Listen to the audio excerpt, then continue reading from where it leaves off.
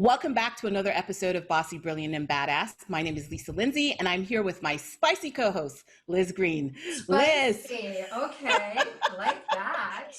How are you? I'm good. We have a spicy show today, too. I know. It'll be fun. I think it'll be very fun and interesting. I'm super excited. We have not one guest today, but two. I know. So it's going to be super cool. I know, super interesting. We haven't done two guests before all at once, so we'll have to see how we handle that. So, what do you got there? Right, I should say, I am drinking cinnamon tea. Now, cinnamon. Yes. If you listen to our last episode, which I highly recommend that you do, you will know why I'm drinking cinnamon tea. So I'm just going to leave it there. Go check out the last episode. You know what? I incorporated cinnamon as well this week, and I incorporated and implemented so many of the diet tricks that Nagina spoke about. So I know. I'm such a fan now. It's going to be the way I'm going to start my day every single day. I was trolling her website, honey. I was like, what's up? What else you got for me? Yeah, definitely. She's so good. The last weeks, because there's so many great tips and tools about sugar cravings, how to reduce them, and all that kind of stuff. Yeah, so, it was excellent. So that's cool. Little cinnamon tea. Yeah, who knew, right? Yeah, I know. You want to bring our guests in? Yeah. All right. Yeah. I can hardly wait. So, I mean, as you guys know, we normally speak to female entrepreneurs. We've had a few men on. We've had, Matt Mize and Greg Faxon and Chris Burrs, all amazing guests. But when these two guys, Lisa, got in touch, I thought, these guys are so interesting. And I scrolled through their Instagram and I watched some of their YouTube videos and listened to a couple of podcasts. And I'm like, these guys are perfect for the show. Yeah. And I just absolutely love their story. It's so inspiring. They're super charming. And, they started their company just in such a unique way. And their company is called the Cork Bros. Mm-hmm. And they also own a studio called the Cork Brothers Studio. And they're not brothers, by the way. Mm-hmm. But they have very similar last names. So we'll hear about that a little bit later on. So they're bros in the sense of bros who hang out, not brothers by blood. Got it. Right. Got it. But their last names, both their last names have cork in it. So it's kind of a very cool synergy. Okay. That's cool. Okay, cool. Right. Let's do it. I'm excited. Yeah, let's do it. And, and just as a little side note, when these guys start talking about the pitfalls and the doubts they had around starting their company and everything, it so resonated with me that I can't even wait for our listeners to hear their story. But we're going to actually talk about the top tips for creating great visual content on social media, what works and what doesn't work. All right. And so that's going to be so informative. So let's bring them on in. So, what's up, guys? What is up, ladies? How we doing? Hello. How you guys doing? Good. Welcome, Mike and Andrew. Yeah, thanks for having us on. We're super excited. Yeah, no, I appreciated that intro too. I mean, yeah, that pumped me up. That was fantastic. I was like, we want to talk to those guys. Who's that? Right. Well, that's the idea, right? Right, exactly. I mean, honestly, if we don't feel like we're going to light the gas, if we don't feel like we want to have maybe a couple of drinks or dinner with our guests, then they're not going to be on the show, right? Exactly. That's the bottom line. And you guys are super cool. Oh, don't say that, Liz. I don't know. Maybe you can say that. Being real here, BBB. Oh, man. But yeah, so why don't you guys take us back to the beginning? Because I know that you started off as restaurant and bar consultants, which is, you're speaking my language. I was in the restaurant bar industry for 20 years. Yeah. And so how did you pivot to become a digital marketing agency? Because that's kind of an interesting switch. And it's a hard turn from my perspective. It's left. Yeah. Yeah, definitely. No, so we started off as restaurant consultants. I had about a decade in the restaurant industry, and Mike went to Babson to get his degree in entrepreneurship. And so we started off with one specific project. It was a bar in San Francisco. It was like, hey, our sales are declining. We need help. And they reached out to Mike because Mike is a friend to the owner. And then Mike reached out to me when we were sitting having pizza at Costco and was like, hey, man, like, I got this cool opportunity. I know you spent time in the restaurant industry. Do you think you could help them? I was like, yeah, absolutely. For sure we can. And so then Mike and I, our whole goal was to get to San Francisco, free flight to San Francisco to enjoy it. Hang out, be treated by these bar owners and everything. That was the whole purpose of everything we're doing. I mean, simple plans, man. Let's just get a free flight. I love it. Exactly. But then they wanted a proof of concept because we're like, okay, yeah, we could do this, but they're like, all right, but we need to make sure you can actually do it. So we're like, oh, let's just do the same thing with different bars and restaurants here in the Atlanta area, get a few success stories under our belt, and then fly out to San Francisco. And it wasn't supposed to be a business even at that point. So we thought it was going to be easy. We met at a few restaurants. We tried to talk to some owners, and success never came. Like there was one time, I think within the first month, we had a client signed. They had agreed to it. We had multiple meetings. We were going to present the contract to them for them to sign it, for us to start working with them. And then Andrew got there first. And I remember driving to this place. I'm like a few minutes away, and I get a call from Andrew. And he's like, hey, Mike, I just learned from the owner that the majority owner, who we hadn't met with, he was in a different state, just bought them out and sold the restaurant. And so it just closed down. Within a week, it was boarded up, closed down, everything. And that space is still unoccupied to this day. And that was like 2-3 years ago. So that was like, we're so close to a little bit of success. Like within that first month or two, it was just like taken away from us. And we didn't even come close to success for the next like 8-9 months after that. Yeah. Wow. So don't you hate when that happens? Yeah. It's so funny though, because it's never fun. Yeah, so that business closed down, and then we had 2 other meetings with 2 people. Like there was a data analytic company that we were going to partner with to help do this business. She actually got fired and left the company. Yep. And then another person that we were working with, who we were going to potentially collab with, they got fired, and we're like, wow, everything we're touching is falling apart. Maybe we're not healthy for people's careers. They're getting fired or their business is getting taken from them every time they agree to work with us. So wow, that's crazy. That's amazing. That was tough. Yeah. All right. So then what did you guys do next? I mean, because that's a lot of quote unquote failure, right? Or feeling of failure. Yeah. How do you keep going, and how did you guys eventually end up where you are at this point?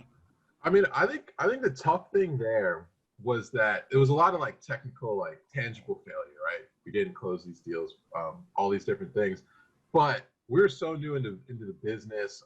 This is Andrew's first time doing an entrepreneurial venture. My last business had also failed. So like both of us were in these very vulnerable personal and emotional states too.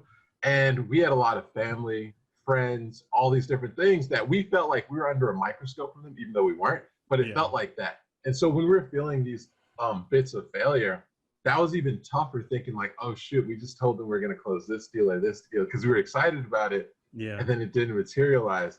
So that was really tough, and I think the way we pushed through that and pushed through just the first year of the business, we were consultants, was we were naive.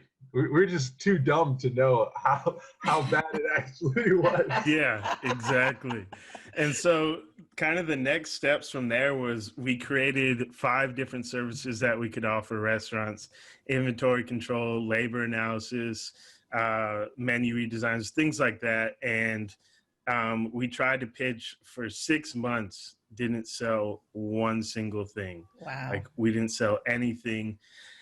And then we just put our heads together like, man, like this isn't working. Let's figure out a way to get in with the restaurant owners. And so we're like, hey, social media is pretty big.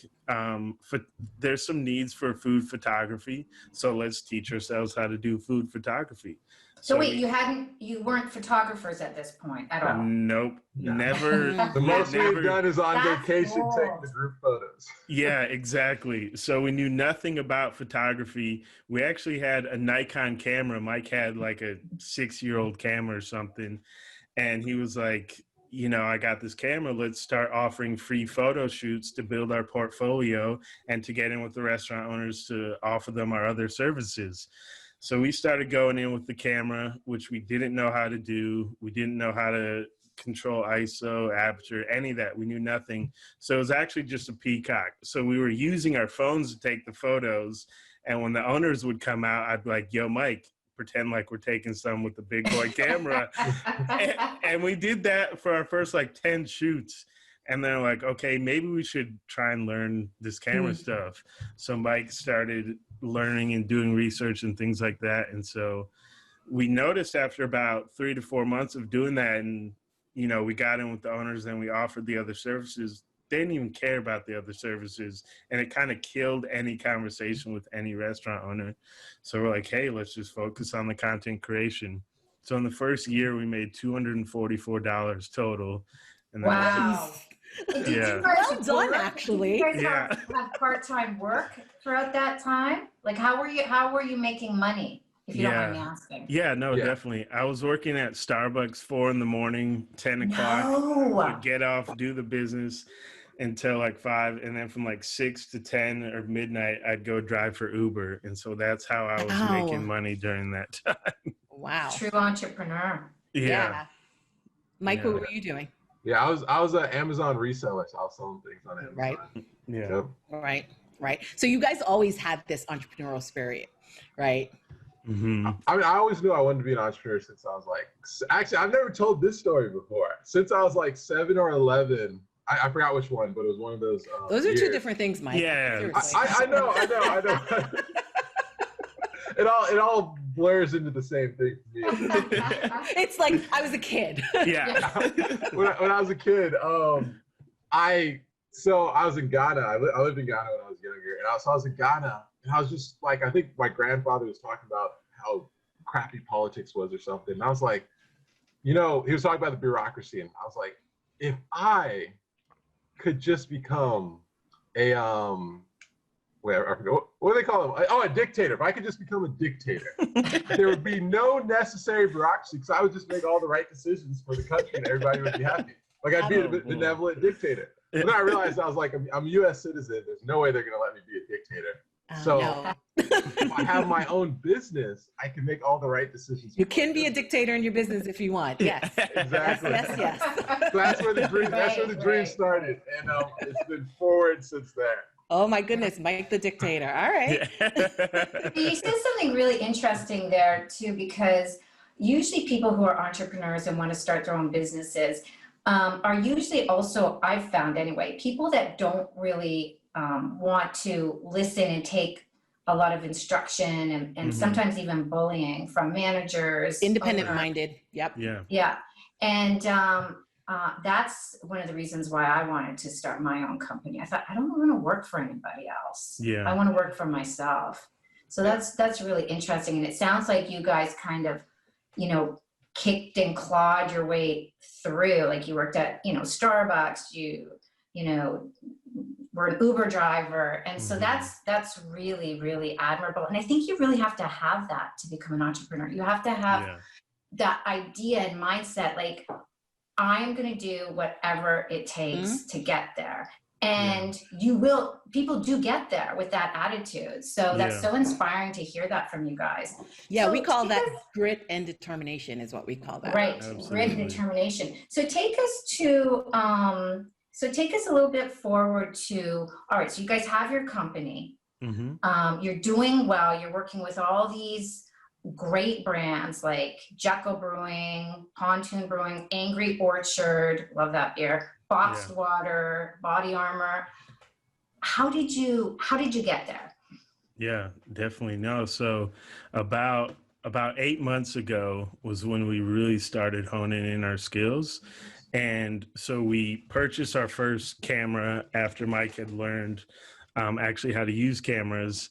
And then we're like, okay, we know we could create a lot of good content for restaurants and breweries, but let's stop thinking small. Let's go bigger. Let's go better than, like, if we can imagine it and we could see how it could come to fruition, we're not dreaming or thinking big enough for our business.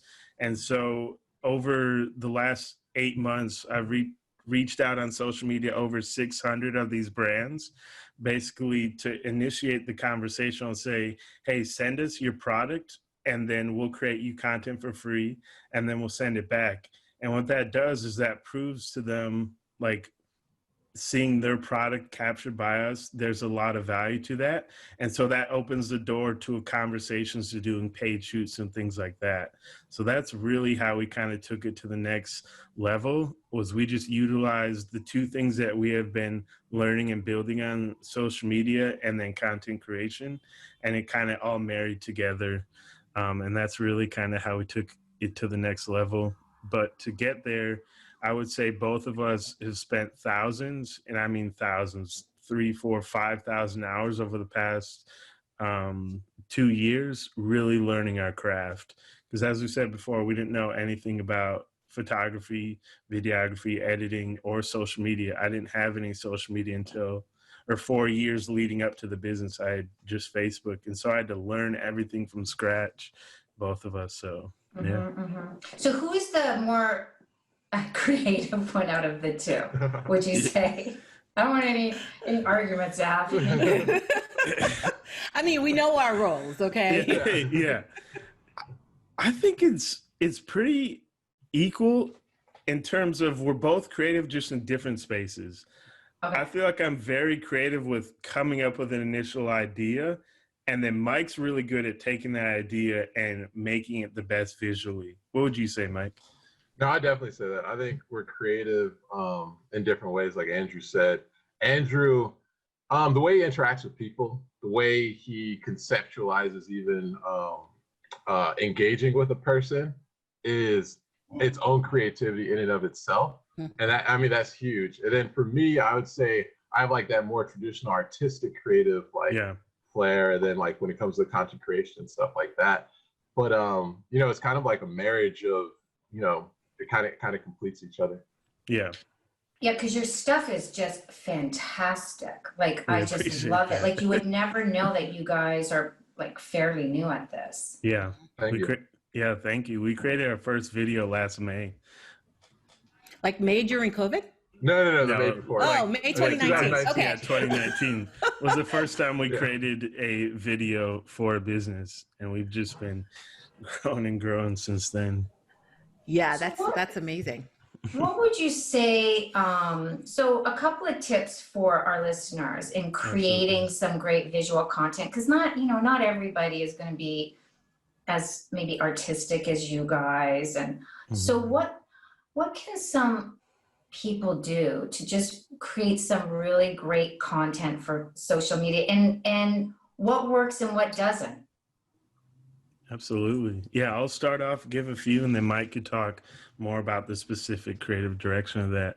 So I would say if you're not that creative and let's just say you're a lawyer, I would search the hashtag lawyer. Wait a second. Yeah. We have a lot of lawyers. We have a lot of lawyers listening, so they might appreciate this. Yeah, absolutely. So if you're not that creative, which is okay, honestly, we weren't that creative, and this is kind of how we learned and came about it.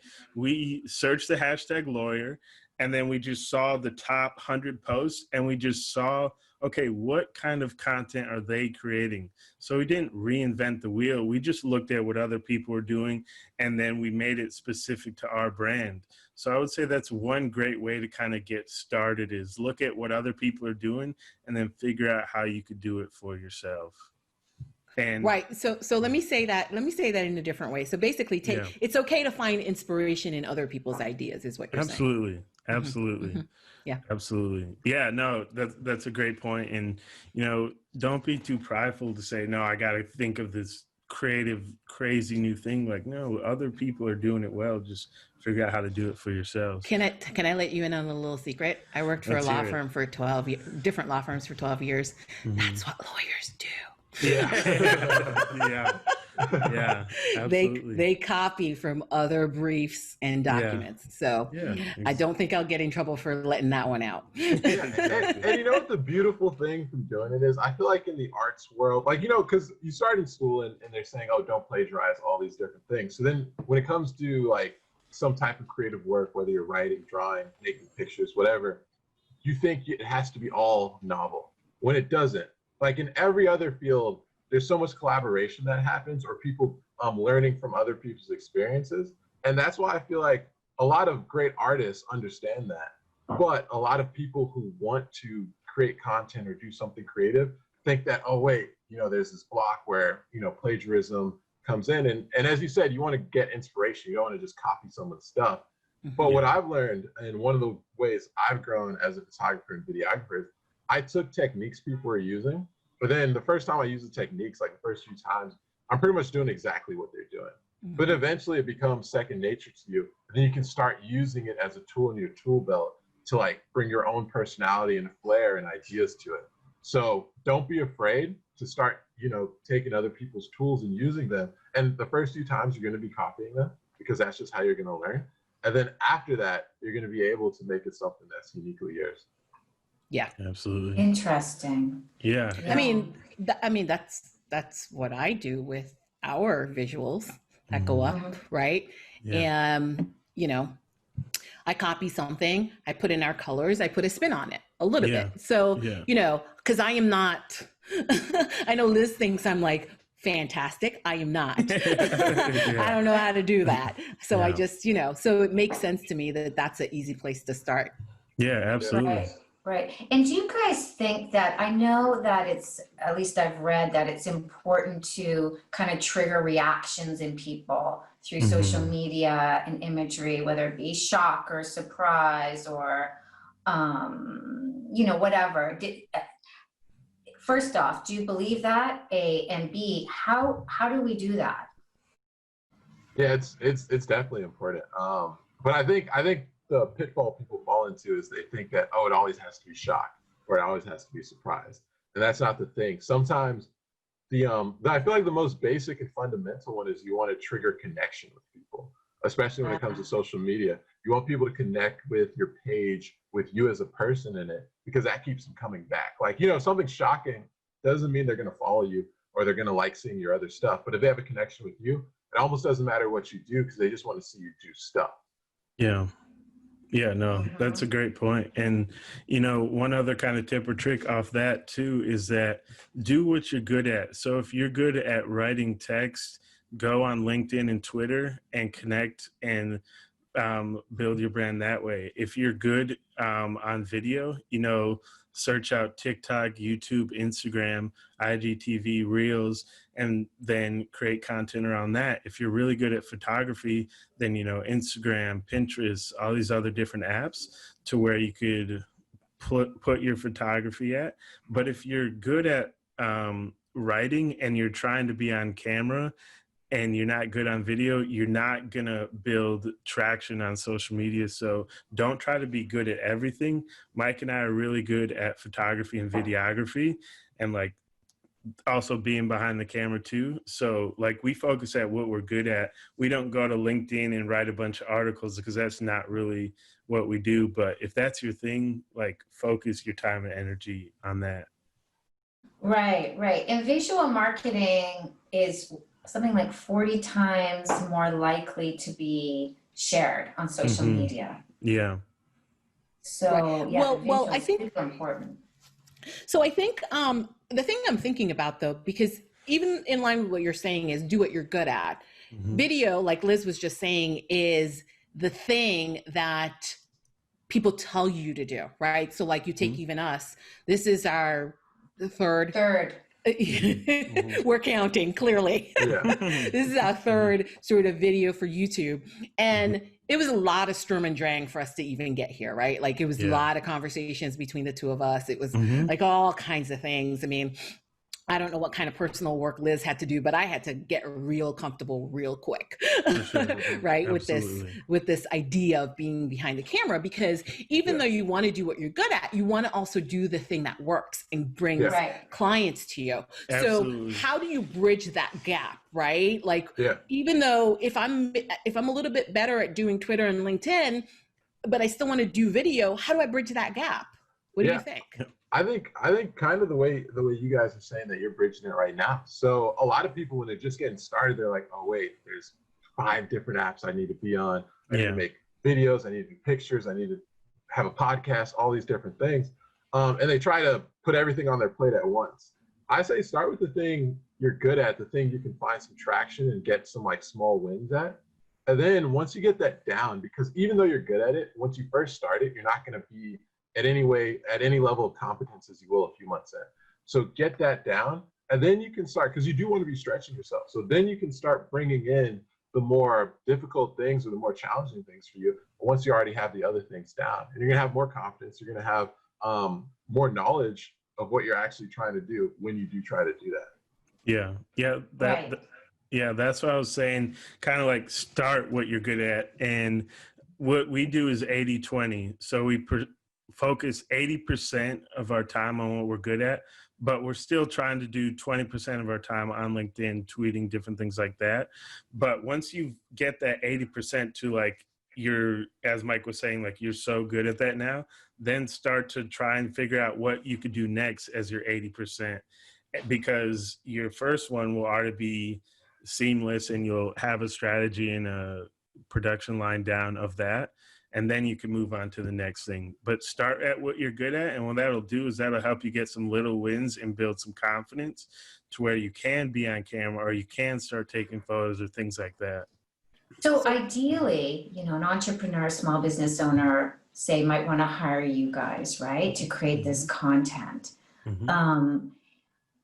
But what happens when it's a new person, a new entrepreneur, a new company, and the budget is extremely limited? Are you guys aware of any, maybe some free resources or tools that people could use? I know, you know, Lisa, you had talked about a couple little things that you do that, you know, our stuff looks amazing, but could you guys maybe speak a little bit about that? Yeah, I think the biggest free resource and tool anybody can use for pretty much anything now is YouTube. You just YouTube it, and they'll show you, like, if you have to use a software, if you have to use one of the Adobe softwares like Photoshop or Illustrator or whatever, it'll show you can YouTube something like how to create a graphic on Illustrator, and you'll find a 15 or 10-minute video, and you have to keep pausing it, but you keep pausing it and follow each step, and you can create a graphic on Illustrator. You know, it might take you an hour or 2 hours. It might not have certain design elements that, you know, a real graphic designer would have in it, but you'll have a graphic on it, and it'll probably work for 9 out of 10 use cases. I can testify. That's my testimony right there. Yeah. YouTube is my friend. So yes, I totally agree with that. 100%. Yeah, absolutely. Some other just quick, I'll rattle off a few for people to use. Is Canva is great for graphic design. It's very intuitive and easy to use for like your beginner of graphic designing. We use Canva. If we're making a graphic, it's on Canva. So do I. I mean, I'm like, yep, keep talking. Yeah, exactly. We use if we ever need copyright photos, this is more at the beginning, we use Pixabay. So you get free photos, all copyright. You can use those for whatever you want. And they're also starting to dabble into some video as well. Tagify is great for free hashtags, generating hashtags for social media. It gives, you know, because you could use 30 hashtags per post and it could generate 30 different ones for you, and that helps you reach more people through hashtags. I want to pause you right there. Let's talk a little bit more about that, because I think hashtags are, I mean, they're clearly important. I mean, when we post our stuff, I notice if we have certain hashtags in there, there's more engagement, I think is the word I want to use, than if we post less, right? So I know we're kind of experimenting with that. Why is it important, and should they all be the same, or like, talk to me a little bit more about the hashtags. Let's just go a little deeper on that. Yeah, definitely. So some basics of hashtags there's 30 per post that you could use.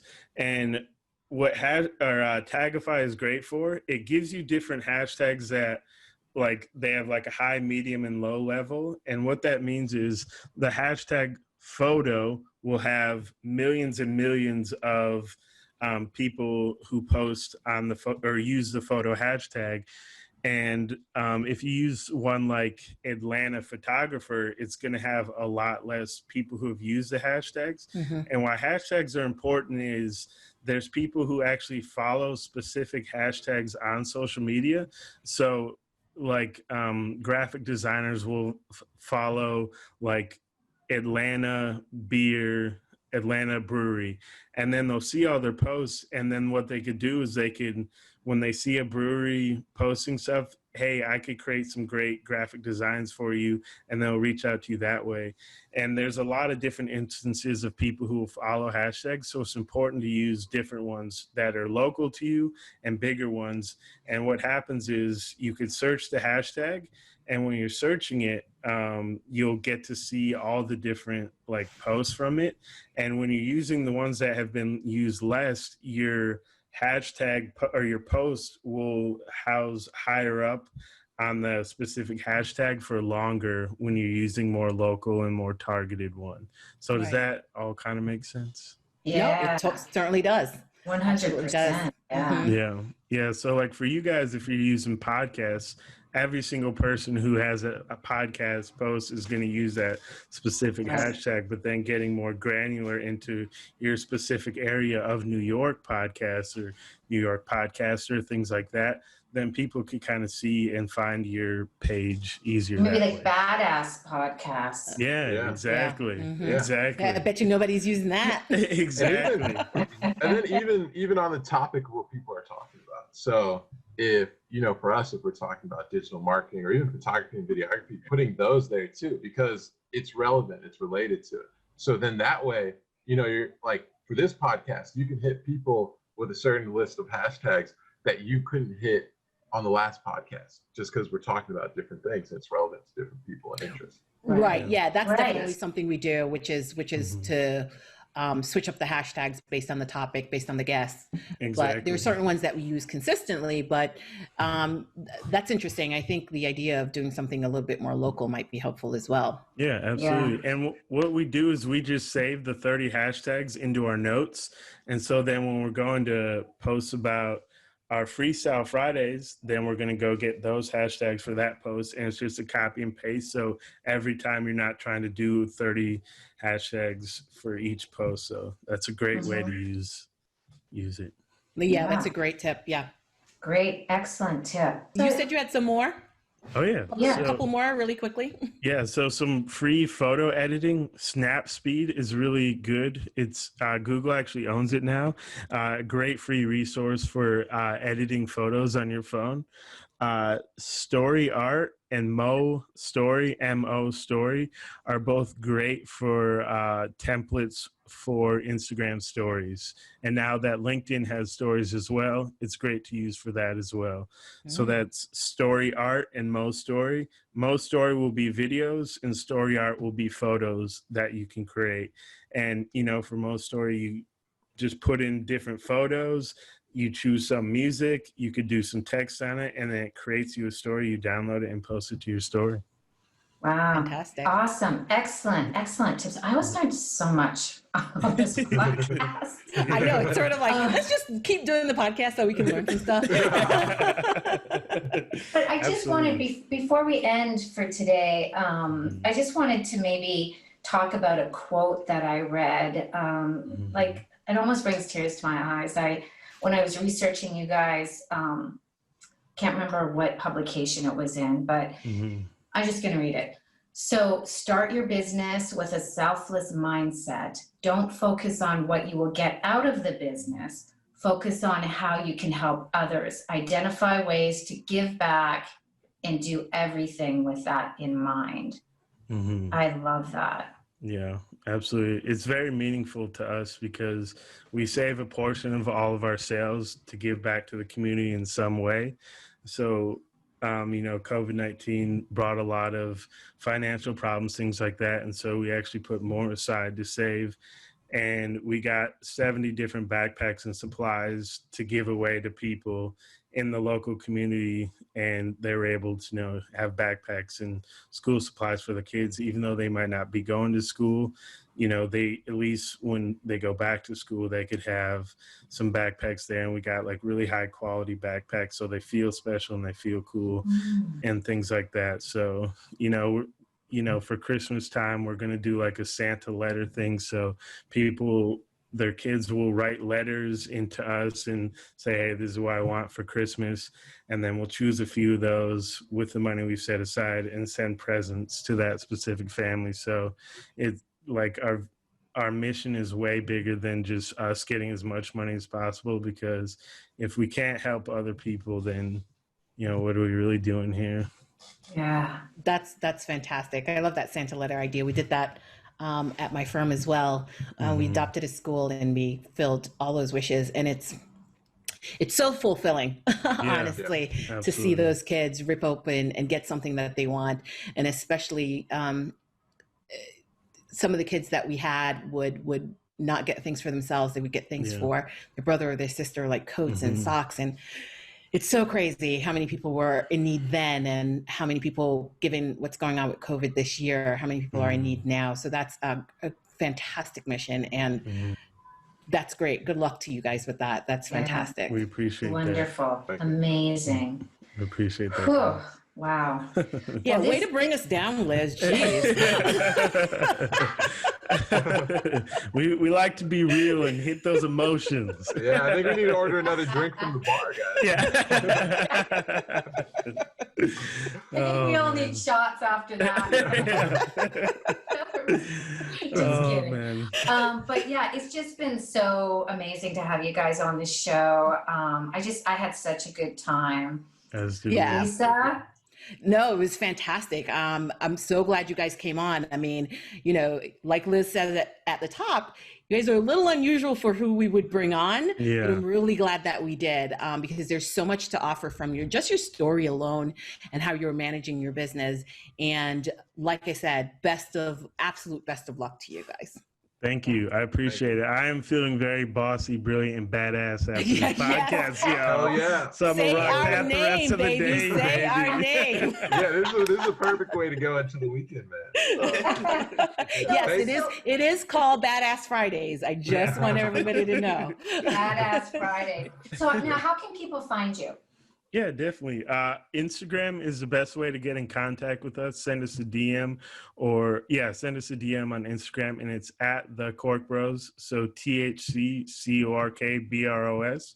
And if you click the link in our bio, that'll lead you to all the different podcasts that we've been on, any media out there. You can find our website and find us on other places on social media. That would be the best way to get in contact with us. Excellent. Excellent. And if you don't have an Instagram, download it and create your own account. A final tip for all of you. Exactly. Awesome. Well, thank you guys for being our badasses of the week. Absolutely. And we will see you next time, everybody. Bye, guys. Bye, guys. Bye.